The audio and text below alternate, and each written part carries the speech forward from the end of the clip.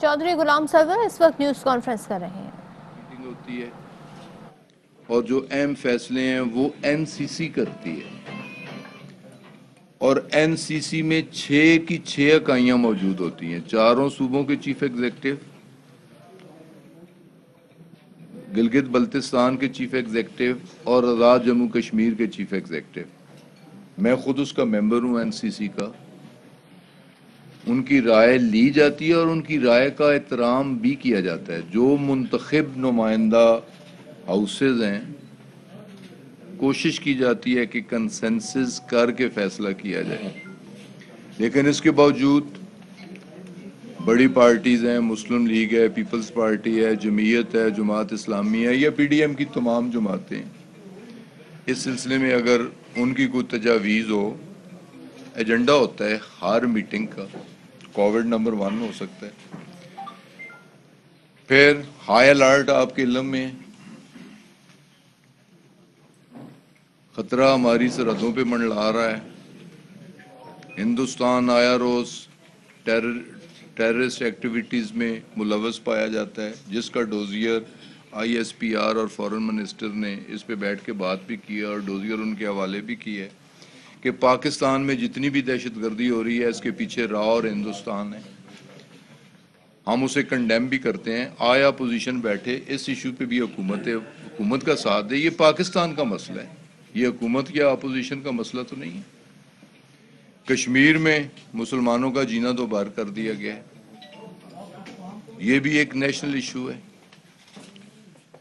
کشمیریوں کے ساتھ یکجہتی کا اظہار کرنا ہے، ہندوستان کے تمام تر اقدامات کی مذمت کرنا اور اس میں نئی حکمت عملی بنانا.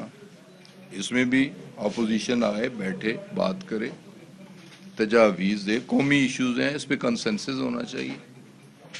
پھر ہندوستان پاکستانی دریاؤں کا پانی جو سندھ طاس معاہدہ کے تحت پاکستان کے حصے میں آئے، ان دریاؤں پر بند باندھ کے پاکستان کو صحرا بنانا چاہتا ہے، بنجر بیابان بنانا چاہتا ہے، ہمیں بھوکا اور پیاسا مارنا چاہتا ہے. قومی ایشو ہے، اس پہ اپوزیشن کو آنا چاہیے، بیٹھنا چاہیے، بات کرنی چاہیے. الیکشن کے حوالے سے میں تو کہوں گا کہ سبق سیکھنا چاہیے ہمارے سیاستدانوں کو، بچوں سے سبق سیکھنا چاہیے،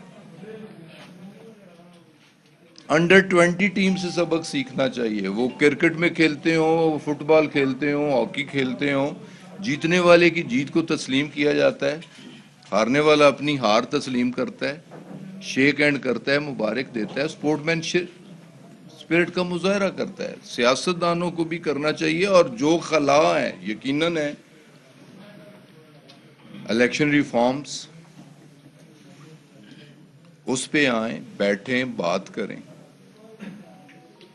اکنامک کرائسس اگر اس ملک میں، جو کہ یقیناً ہے، اور ہمارا کہنا یہ ہے کہ یہ تمام تر گزشتہ حکومتوں کی غلط پالیسیوں کی وجہ سے، ہم پھر کہتے ہیں وہ آئیں، وہ بتائیں، تجویز دیں. اگر کوئی اچھے آئیڈیاز ان کے پاس ہیں اس دلدل سے نکلنے کے لیے، تو اس میں بھی ہم ان کے ساتھ بیٹھنا چاہتے ہیں، بات کرنا چاہتے ہیں. تو باقی رہا جلسے جلوس، ٹھیک ہے، یہ بھی ان کا ایک رائٹ ہے، اپوزیشن کا ایک رائٹ ہے، جلسے جلوس ضرور کریں.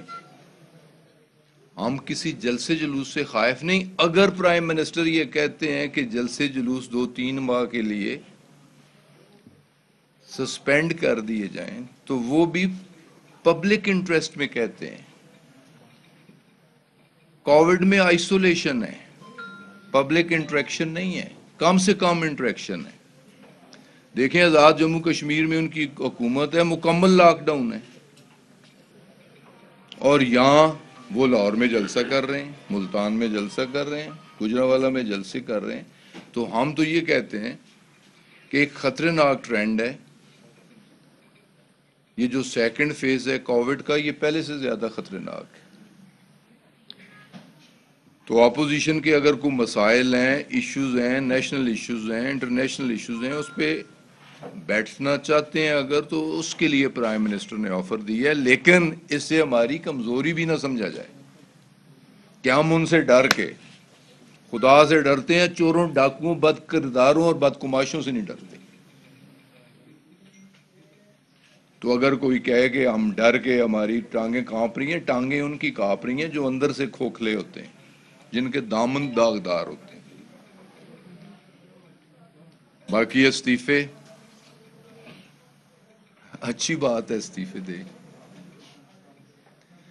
لیکن جو ہے وہ بھی جائے گا ہاتھ سے۔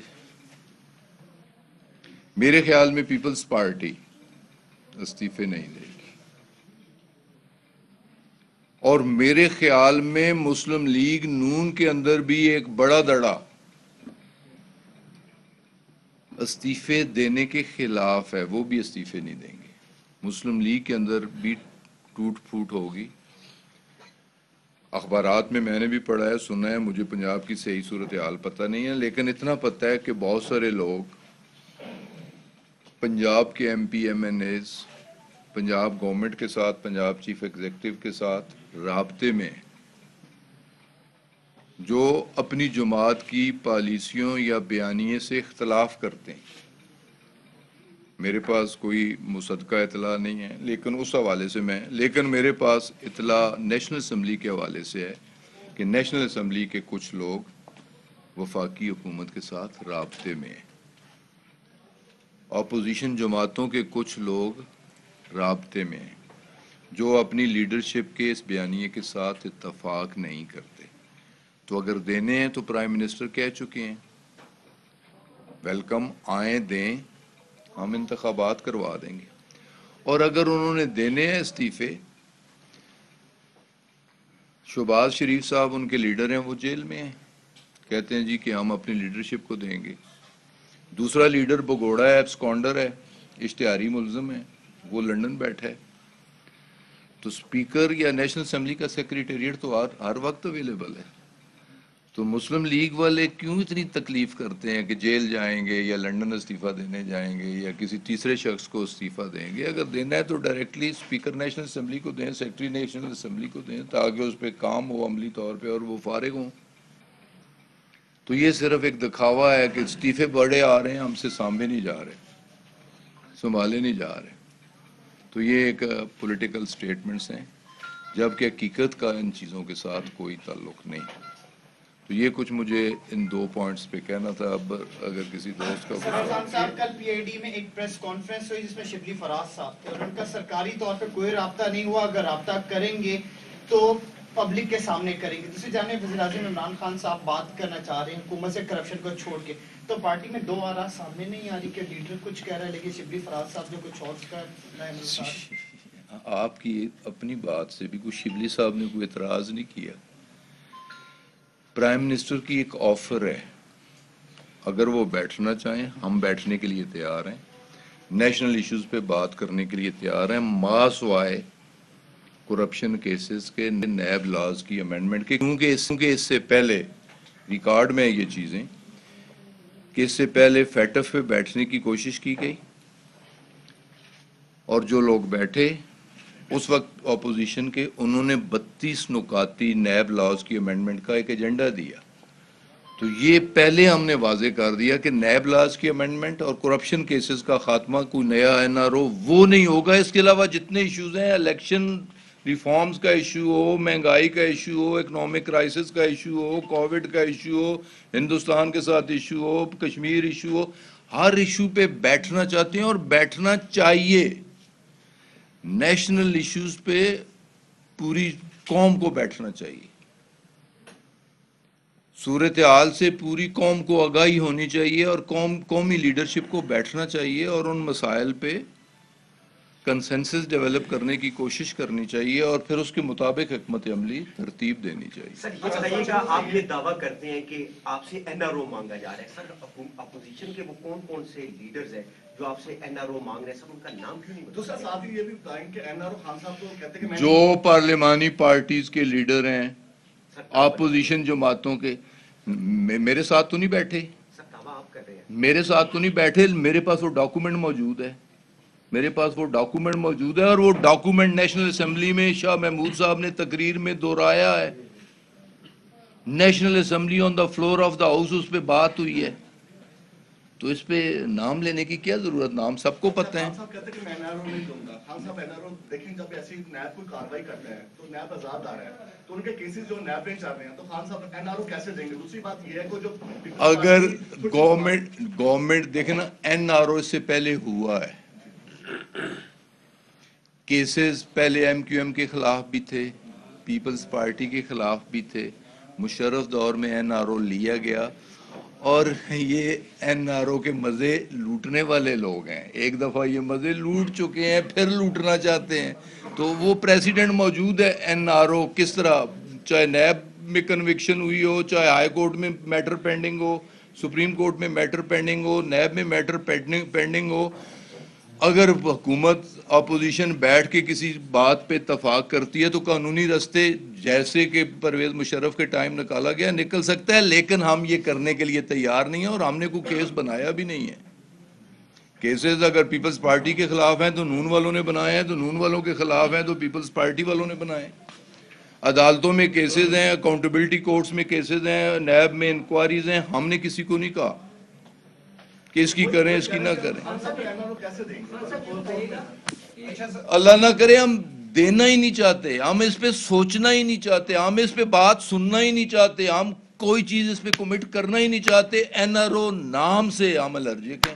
خان صاحب یہ بتائیے گا کہ ملتان جلسہ روکنے کی پہلے بھرپور کوشش کی گئی اور پھر آخر وہ جلسہ ہو گیا. اپوزیشن اب کہہ رہی ہے کہ مینار پاکستان میں بھی جلسہ ہوگا اور اس کے لیے بھی اجازت نامے کا بھی مسئلہ ہے, وہ بھی نہیں ہو رہا. دوسری جانب وزیر داخلہ بنا دیا گیا شیخ رشید صاحب کو. مبارک ہو اہلیان پنڈی کو یار, خوشی کی بات ہے. مبارکباد دیتا ہوں سارے دوستوں کو, اور آپ قبول تو کریں یار. دو چیزیں اس میں سامنے آ رہی ہیں, شیخ رشید صاحب کو صرف اپوزیشن کو چلنے کے لیے لایا گیا ہے یا بھارت کو دھمکانے کے لیے لایا گیا؟ آپ کی کیا رائے ہے؟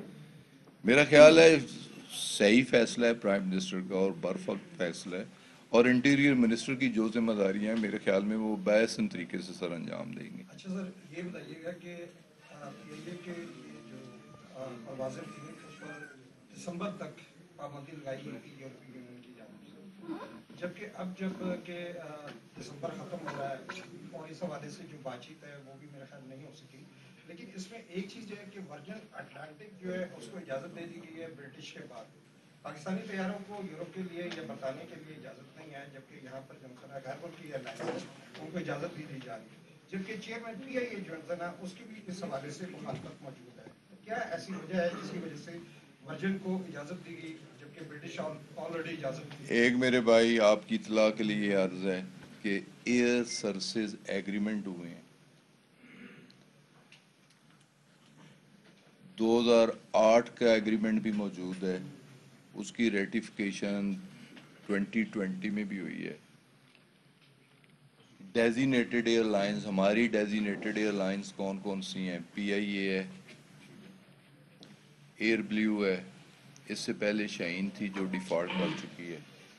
اب ہم نے نئی سرین ایئر کو ڈیزینیٹڈ ایئر لائن ڈکلیئر کی ہے, کیبنٹ نے اس کی اپروول دی ہے.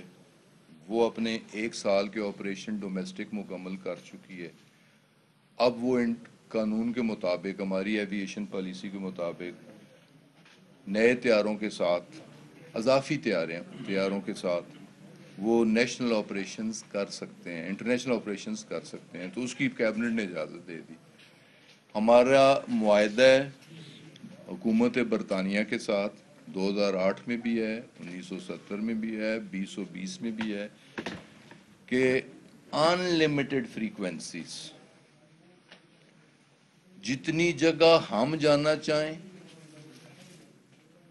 جتنی جگہ وہ آنا چاہیں, جتنی ہماری ڈیزینیٹڈ ایئر لائنز اتنی ان کی ڈیزینیٹڈ ایئر لائنز. تو ورجن اٹلانٹک ان کی ڈیزینیٹڈ ہے جس طرح ہماری ایئر بلیو ڈیزینیٹڈ ہے. اب اگر پابندی ہے تو یہ برطانیہ کی طرف سے پابندی نہیں ہے, یہ انٹرنیشنل ایجنسی جی ہے, ایاسا کی طرف سے پابندی ہے, جو میرے بھائی نے سوال کی ہے. اور آج کل ہم نے انہیں انگیج کیا ہوا ہے. 10 تاریخ کو بھی ہماری ان لوگوں کے ساتھ میٹنگ ہوئی ہے, اس 10 کو ٹیلی فونک ڈسکشن ہوئی ہے, انہیں ہم نے انگیج کیا ہوا ہے. اور انشاءاللہ تعالی जल्द हम आपको खुशखबरी भी सुनाएंगे और ये पाबंदियां ख़त्म हो जाएंगी। आवाज़ों की लॉस से कितना नुकसान हो जाता है? लेकिन नहीं, लॉस नफ़ा नुकसान की यहाँ बात नहीं है, बात तो एक पाबंदी लगी है। हम कानून के मुताबिक इजाज़त देने के, नई फ्रीक्वेंसीज देने के पाबंद हैं। अगर वर्जिन अटलांटिक को मिली, हमने खुद फाइल डिस्कस की, अप्रूव की कि हमारे एग्रीमेंट है कि उनकी, अगर हमारी 3 एयरलाइंस जा सकती हैं, अनलिमिटेड डेस्टिनेशंस पे जा सकती हैं, तो उनकी भी 3 एयरलाइंस आ सकती हैं और अनलिमिटेड फ्रीक्वेंसीज ले सकती हैं। तो ये एक कानून के मुताबिक जो बैनुल